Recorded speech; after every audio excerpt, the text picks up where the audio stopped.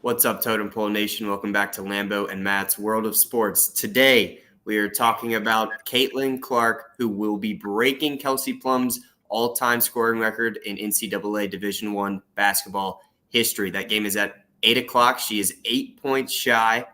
They're playing Michigan, so we'll get into that. We'll get into some other records that she already has or will break by the end of this year. The phenom, Caitlin Clark. Let's get into it.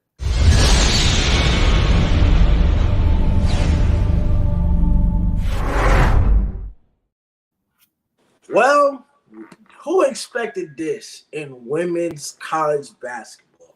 One of the greats, one of the GOATs possibly, all right? About to pass Kelsey Plum 8 points away. Now, that's an easy bet if you bet on underdog, prize picks, DraftKings. Yes, she's going to score over 8 points. That's not even a question. I think over her Iowa career, she hasn't averaged less than 8 points since her start at Iowa. So that's not even a question. Now, everybody in the media has talked to her about a record. What does the record mean? She says she's not really focused on that, but in the back of her mind, she is. But she knows what the main goal is. The main goal in the last collegiate year of college basketball is to win that women's championship, all right? Is to possibly try to beat, Virginia Tech, who was in the Final Four the year before last year, obviously, as well. So, last year. Last year, excuse me, my bad, last year. But championships mean everything. Now, Caitlin Clark, she's been the name, she's been the face, she's the brand. That's what Pat McAfee says. She is the brand. Do I think she's going to break the record? Yes, it's not a question. Now, they play a good Michigan team, by the way. I know that Michigan, you look at Michigan as more of a football school, but I think according to the record, if I'm not wrong, I think the girls' team is a little bit better than the men's team. The men's team is going through a little bit of a struggle right now. But I think Caitlin Clark makes history. I'm not surprised. By the way, if you were to go to the game within the next hour, the tickets is $400. So if you want to be bankrupt, you want to be broke, do you want to get your little private jet and fly out? What's up, M2K? If you want to get your private jet, you want to fly out, by the way, like I said, go right there. The last time she's on score single digits, by the way, was 2021 against Northwestern when she had 8 points and fouled out. But her lowest total point game has only been 15 points. I think she breaks the record. I think Iowa easily beats Michigan. I think it'll be a very close contest. I think she'll break it in the first quarter. What are your thoughts on Caitlin Clark and the impact she has made in college basketball? And by the way, when she breaks the record, old school Lynette Woodard of Kansas was the last time that's happened, like long time ago. So, what are your thoughts on this? I mean, it's like what you mentioned with what Pat said, man. She is the brand. I think, last year having so many great figures in women's college basketball, Caitlin Clark, and then obviously Angel Reese. And then this isn't just a Virginia Tech shout out. There's like national coverage about Virginia Tech women's basketball because they are so good. And mainly Georgia Amore and Elizabeth Kitley, two of the top players in the country.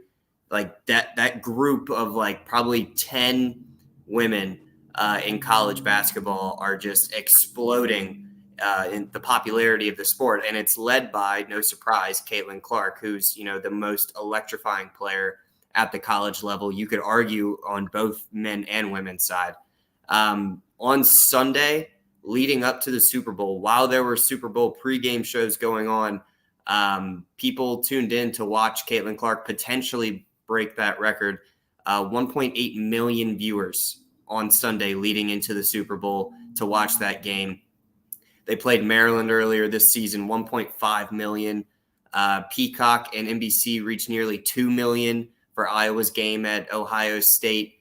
I mean, it's just ridiculous. You don't see those numbers in, women's college basketball, and it's great that we finally are. So, there's not a doubt that she's going to break this record, right? But there are other records that people aren't talking about that she's very close to breaking as well. 3-point field goals in a season is 154. She takes 13 a game. She makes 5. That's 39%. So she's obviously a great shooter. She's at 478 right now total for her career. 478, she needs 497. So do you think she's going to make 20 more threes by the end of this season? Hell yeah. Yeah. Okay. So that's a record she's going to knock down. 3-pointers in a season is 154.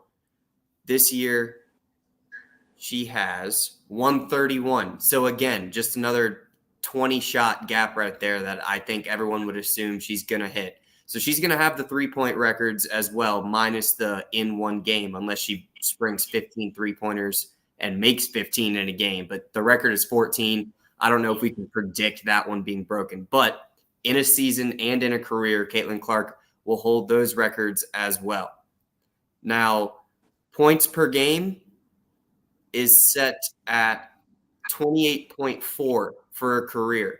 Caitlin Clark is at 28.2. So she would have to raise her production this year by a couple points per game, which obviously there's no guarantee she does that. But I think as we've seen, when games start to matter more, she's getting into it. She's going to be the main ball handler. So I don't think we should just put that one to the side either. She could have the career points per game total as well. And I'm pretty sure I had put down another one as well. Let's see. Scoring in a season. Right now this year, she has 799 points. In a season, Kelsey Plum put up 1,109. So unless they make the more NCAA tournament. They got to make the NCAA tournament. They got to go far in the NCAA tournament.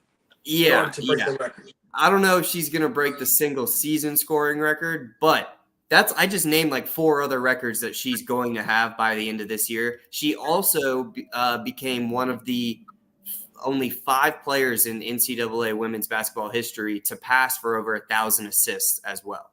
So she's by the end of this year, she'll also be a top 4 or top 5 passer in women's basketball history at the collegiate level as well. So this is not just someone who's going out there and shooting all game. She's passing the rock at a very high level. And I know that you've seen some of this too. And obviously this is going to come when someone gets all the shine and praise that she's getting. There are some haters of Caitlin Clark at the WNBA level and at the coaching ranks level in college. I don't know if you've seen this. They're just calling her a shot chucker. They're just saying that she's going out there and shooting the ball 40 times a game, which is not even close to she averages 22 shots a game. And and people are saying that's a bad thing. She's scoring 35 on 22 shots, dog. Let her go out there and do that. People, I think, are jealous that she's getting the shine. And, she's winning games almost by herself sometimes, which really isn't the consistent case when it comes to this. Iowa is not going to be ranked as highly as they are if they don't have a good team outside of Caitlin Clark as well. So I don't know. Obviously, if there's going to be a lot of support, there's going to be hate. That's just the way of the world. But it was shocking to me to see, backhanded compliments and shade being thrown from the WNBA level and the college head coaches level. I think it's just people being jealous and not, this is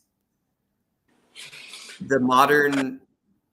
I don't even want to say Steph Curry for women's basketball because she passes the ball at an elite level as well. And Steph is a 4, 5. That's all I was about to say. Did Steph Curry get the same hate that he no. was just He just shoots like crazy at a very high clip, which is exactly what Caitlin does as well.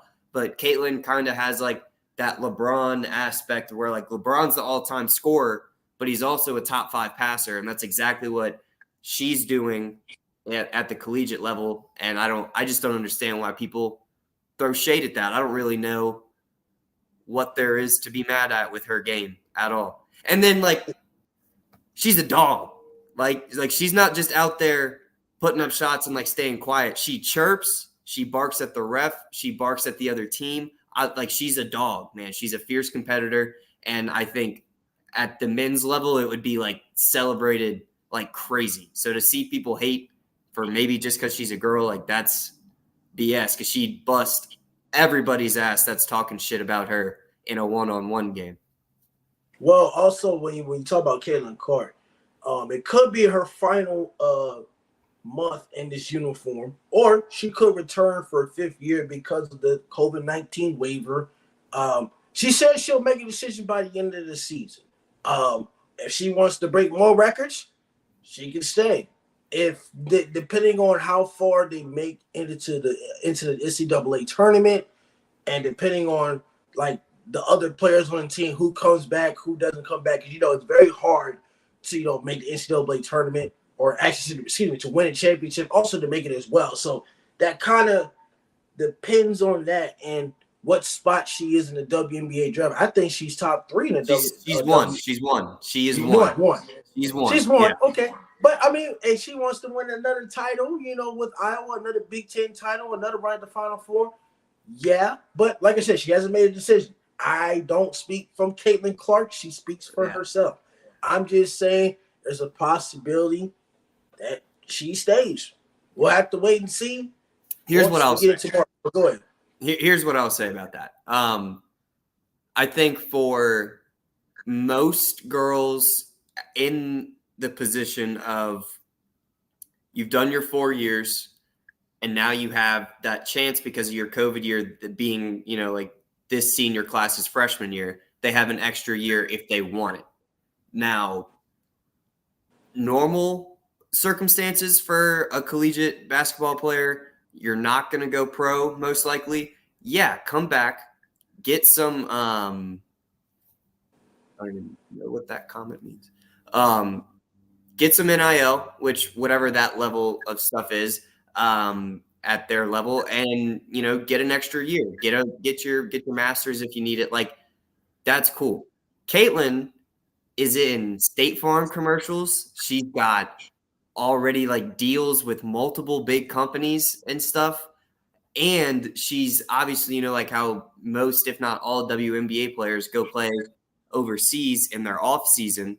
That process just like she's good on money when it comes to partnerships and deals, to where like she doesn't have to come back to make more in NIL when she's already making professional money there. That's going to follow her to the pros, start getting a paycheck there, and start your overseas career along with the other top talent in the WNBA. I think it's just like pushing it back a year just holds you back from more money that she could be making. But we'll see. Like I said, she's a W. You're right, MK2. She's a W. But the game is going to be on in 45 minutes. So much watch, much tune in. She will break that record. And we'll see what it means for the women's college basketball. But this is it for Lambo Match World Sports. Don't forget to like, comment, subscribe to Total Pro Nation. We want to thank Sound Sport now for the platform. We'll catch